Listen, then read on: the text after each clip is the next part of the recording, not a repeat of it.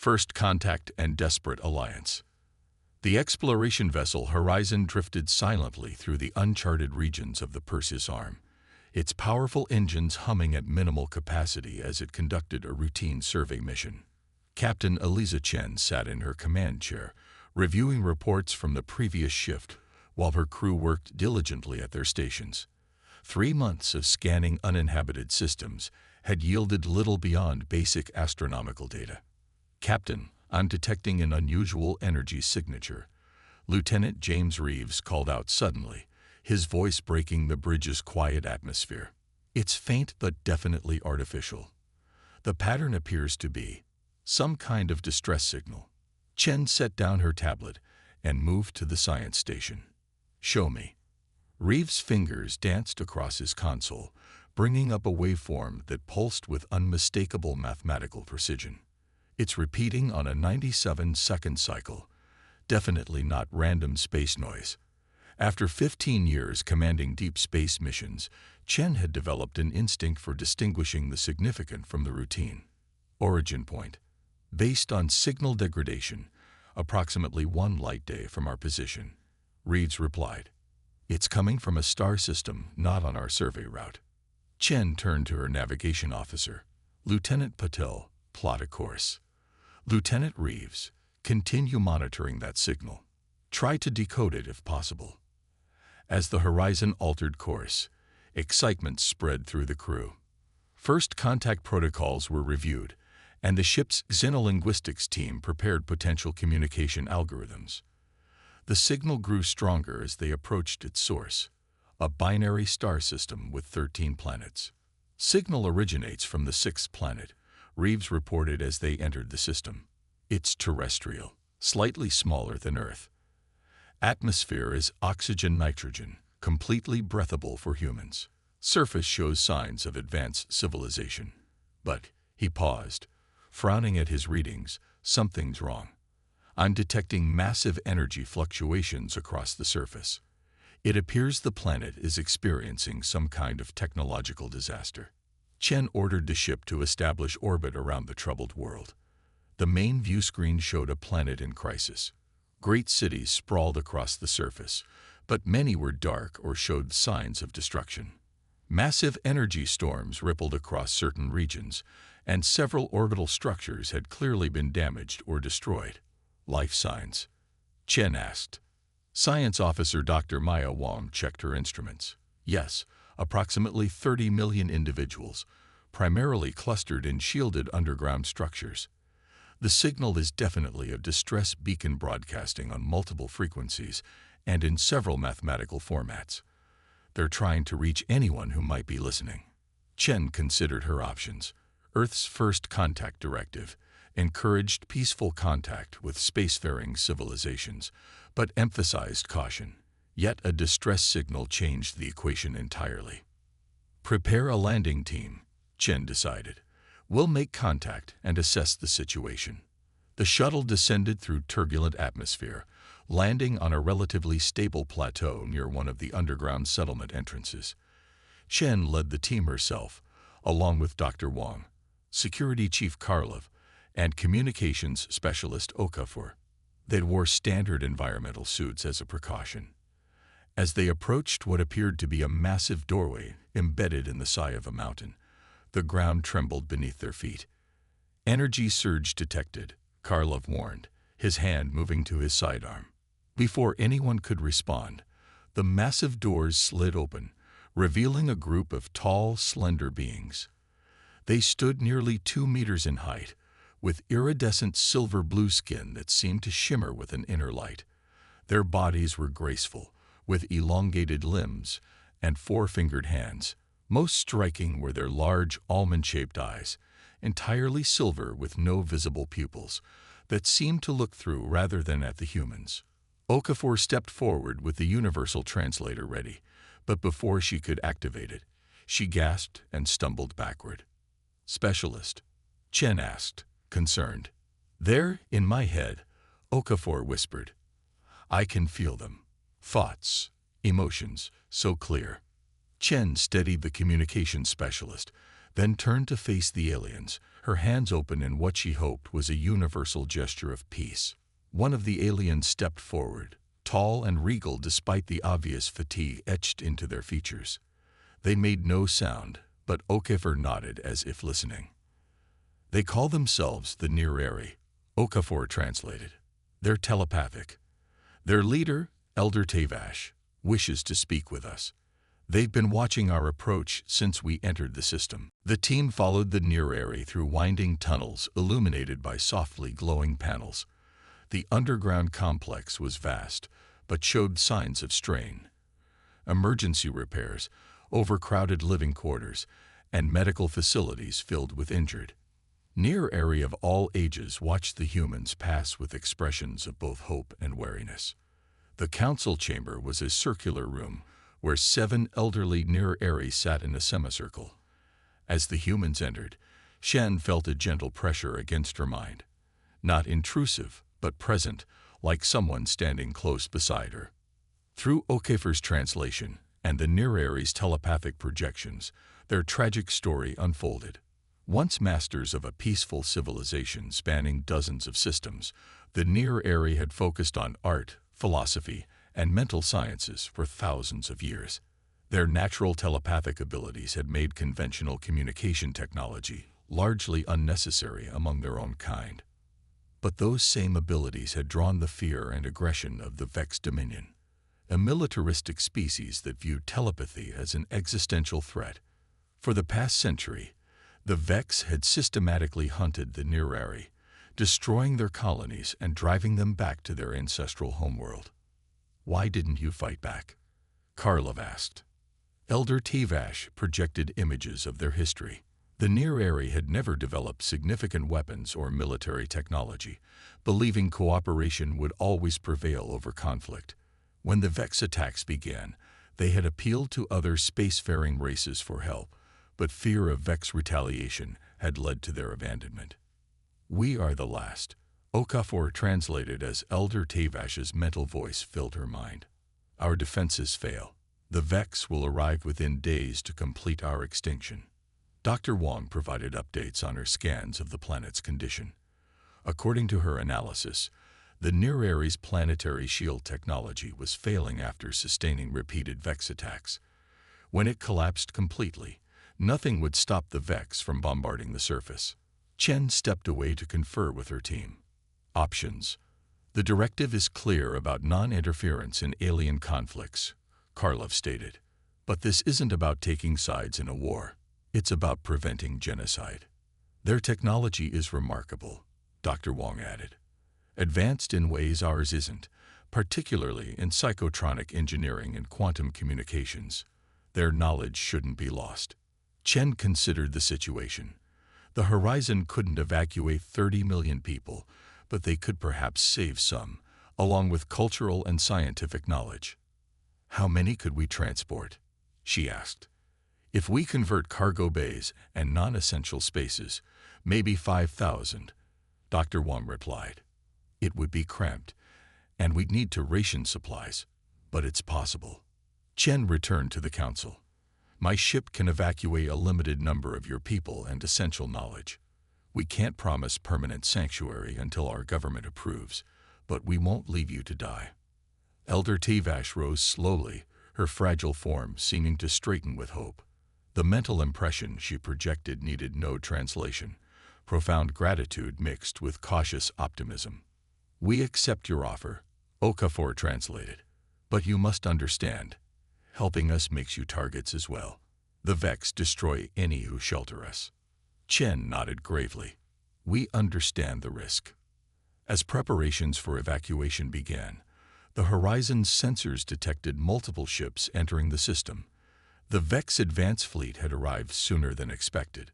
The first refugees were already being shuttled to the Horizon when 3 Vex scout ships detected their presence and changed course to intercept. "They're hailing us," Okafor reported from the bridge. The view screen activated, showing a heavily armored figure with reptilian features. "Human vessel," it hissed in surprisingly good English, clearly having accessed and learned the language during its approach. "You interfere in justice. The telepathic abominations you shelter are a plague upon the galaxy. Surrender them, or share their fate. This is Captain Eliza Chen of the Earth exploration vessel Horizon. Chen replied calmly. We've responded to a distress call, as required by interstellar law. These people pose no threat to you, or anyone else. All telepaths are threats, the Vex commander snarled. Their kind red minds steal thoughts, manipulate wills. They must be purged. Final warning: withdraw or be destroyed. Chen cut the transmission and turned to her tactical officer. Battle stations. Protect those shuttles at all costs. The Horizon was an exploration vessel, not a warship, but it carried defensive capabilities. As the Vex scouts opened fire, the human ship positioned itself between the attackers and the evacuation shuttles. Return fire, defensive pattern only, Chen ordered. Target their weapons systems. The battle was brief but fierce. The Horizon's shields held against the initial assault, and its precision counterattacks disabled 2 of the scout ships. The third retreated, clearly surprised by the effectiveness of human defenses. In the aftermath, Chen addressed the ship's crew. The main Vex fleet will arrive within days. We need to complete the evacuation of as many refugees as possible and depart before then. I won't pretend this mission hasn't become dangerous, but what we're doing here matters. These people have nowhere else to go. As the evacuation continued, the Near Ary, who had regarded the humans with uncertainty, now watched with growing respect.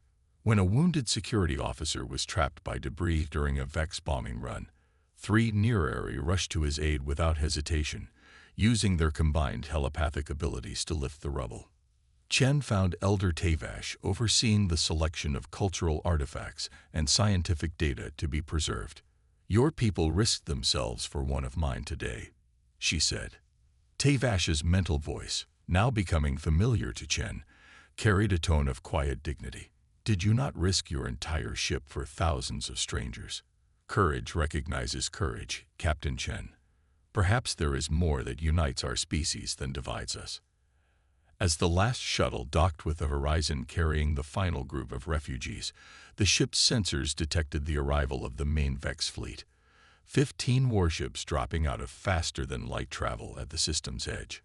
All hands, prepare for emergency departure, Chen ordered. Plot a course for Earth space, maximum speed. The Horizon broke orbit just as the Vex fleet launched its first volley, the massive ship accelerating rapidly with its precious cargo of survivors. As they left the Near Ary homeworld behind, everyone aboard knew that the real challenge was just beginning, reaching safety before the Vex could hunt them down. Unexpected strength and new beginnings. The Horizon sped through space, pushing its engines beyond recommended limits. Behind them, long-range sensors confirmed what everyone feared. 3 Vex warships had broken off from the main fleet to pursue.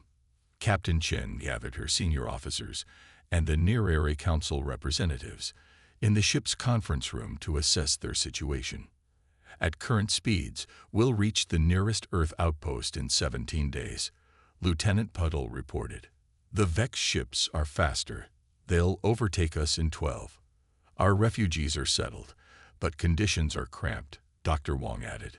Medical supplies are adequate for now, but we have wounded who need better care than we can provide here. Elder Tavash, who had been quietly listening, projected a gentle request to speak. When Chen nodded, the ancient Near Ary's thoughts flowed into their minds. Captain, my people wish to contribute, not merely exist as burdens. Many of us have knowledge and skills that might assist your crew. I appreciate the offer, Chen replied, but your people need rest after your ordeal. With respect, we need purpose, Tavash countered. And your ship needs every advantage to outrun our pursuers. Chief Engineer Rodriguez, who had been analyzing the ship's performance, looked up suddenly. Captain, the Near Ary have advanced quantum fuel technology. If their engineers could work with my team, we might be able to modify our propulsion systems. Chen considered this for a moment. Make it happen. Let's see what we can achieve together. Over the next few days, something remarkable occurred throughout the ship. What had begun as necessity transformed into genuine collaboration. Near Ary engineers worked alongside humans, their telepathic abilities allowing for a level of precision and coordination that would have been impossible otherwise. In the medical bay, Near Ary healers with specialized knowledge of neurochemistry assisted with treating the wounded. Most surprising was the development in communications. Specialist Okafor had been working closely with younger Near Ary, who were more adaptable in their telepathic abilities. They discovered that with training, nearly 60% of humans could establish basic telepathic connections with the Near Ary, a revelation that challenged both species' understanding of human potential. It's not that humans lack telepathic capability, Okafor explained during a briefing. It's that we never developed it. The Near Ary believe our species has latent psionic potential that's simply been dormant. Meanwhile, the engineering teams achieved a breakthrough. By integrating Near Ary quantum field principles with human warp technology, they managed to increase the horizon's speed by 27%, enough to reach the Earth outpost before their pursuers could overtake them. As they approached Earth space, Chen faced a new challenge, convincing her own government to grant asylum to the refugees. The initial communications with Earth Command were not encouraging. "The situation is delicate, Captain," Admiral Tanaka explained via secure channel. "Bringing an alien species with unknown capabilities into our territory, especially when they're being pursued by a hostile force, creates significant security concerns. These people pose no threat," Chen argued. "They're refugees, survivors of systematic genocide. And the Vex are coming whether we help the Near Ary or not. Better to have the Near Ary as allies than to face the Vex alone." The debate continued for days as the horizon approached the outpost. In the end, it was the Near Ary themselves who made the difference. Elder Tevash requested permission to address Earth's Security Council directly. Despite initial reluctance, the Council agreed to a virtual meeting. The session was tense at first, with Council members asking pointed questions about Near Ary abilities and intentions. Tevash answered with complete honesty, including acknowledging humanity's legitimate concerns about telepathic influence. "We offer an exchange," Tevash proposed finally. "Sanctuary for our people, and in return, we share our knowledge, particularly our understanding of the Vex and their technologies. We have fought them for generations and know their weaknesses." The Council deliberated, but before they could reach a decision, the outpost's long-range sensors detected the approaching Vex warships, now numbering 7, with reinforcements having joined the pursuit.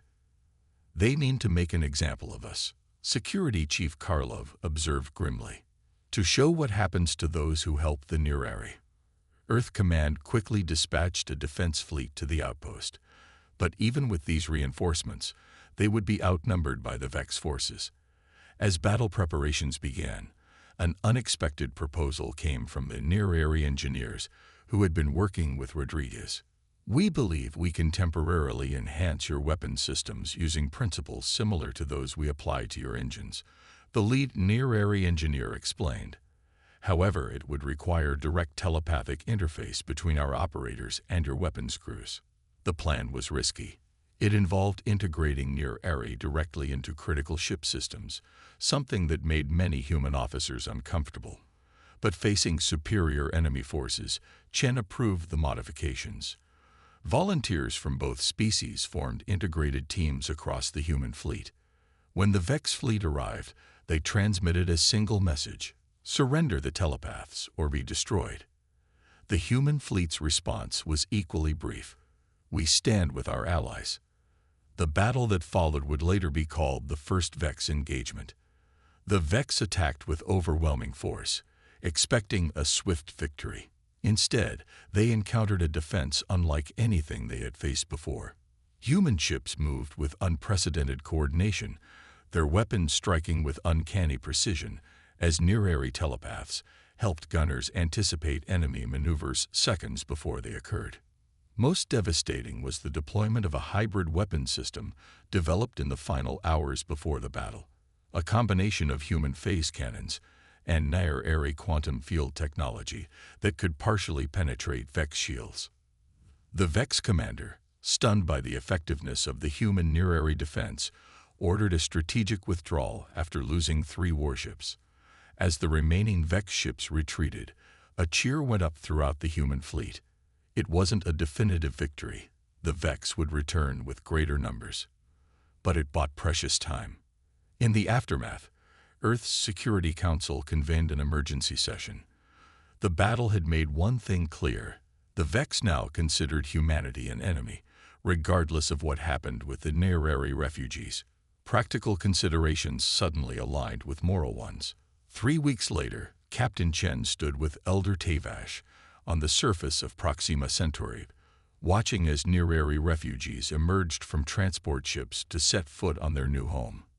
The Earth Council had granted the Near Ary settlement rights on the partially terraformed planet, along with protected status as allies of humanity. "It's not your original home," Chen said, "but it's a place to build a new beginning." Tavash's mental voice carried a mixture of sorrow and hope. "Home is not merely a place, Captain. It is where one's people can thrive in safety. Your kind has given us that." "The Vex will come again," Chen acknowledged. "They'll come in greater numbers, better prepared. And they will find us waiting together," Tavash replied. "Your species surprised them, surprised us all. The Vex believed telepathy made us strong, and its absence made others weak. But humans have shown a different kind of strength, adaptability, innovation, and something else." "What's that?" Chen asked.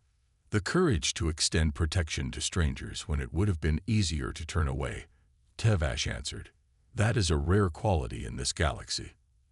As the sun set on the new Near Ary settlement, humans and Near Ary worked side by side, establishing the foundations of what would become a thriving colony. Scientists from both species had already begun collaborative research projects, combining Near Ary psychotronic engineering with human artificial intelligence systems. 6 months later, the combined human Near Ary defense fleet intercepted a Vex battle group at the edge of Sol system. This time, the invaders were met not by a hastily assembled defense, but by ships specifically designed for integrated human Near Ary operations. The battle was short and decisive. The Vex retreated after losing half their fleet. On Earth, the Security Council received the battle report with cautious optimism. Admiral Tanaka addressed the assembled officials. "For centuries, we wondered if humanity would find allies among the stars. Instead, we have found something more valuable. A people whom we could help in their hour of need, who now stand with us in ours." Captain Chen, promoted to Commodore for her role in the first contact, watched the broadcast from her new command.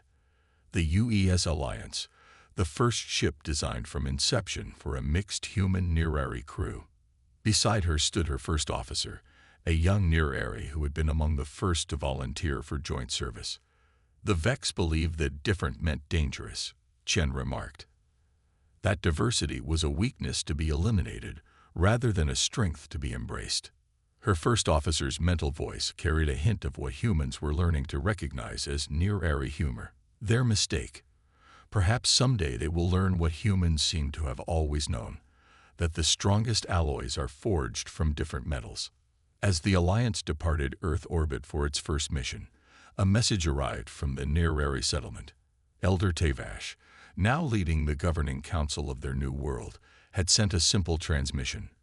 A recording of Near Ary children playing alongside human colonists' children, building something together from the soils of their shared world. No words accompanied the message. None were needed.